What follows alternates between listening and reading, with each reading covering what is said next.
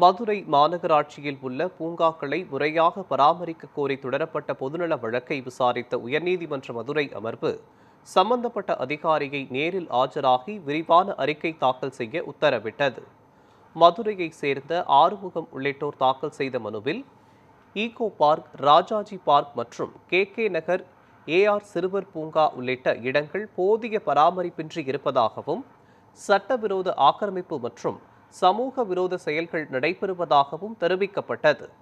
இதையடுத்து பூங்கா பராமரிப்பிற்கான நிதி, ஊழியர்கள் எண்ணிக்கை, பொறுப்பு அதிகாரி, பராமரிப்பு செலவு, சுத்தம் செய்யும் இடைவெளி மற்றும் பூட்டப்பட்ட பூங்காக்கள் குறித்த முழு விவரங்களுடன் அதிகாரி நேரில் ஆஜராக வேண்டும் என நீதிபதிகள் கார்த்திகேயன், சக்திவேல் அமர்வு உத்தரவிட்டு வழக்கை ஜூலை 13ஆம் தேதிக்கு ஒத்திவைத்தது.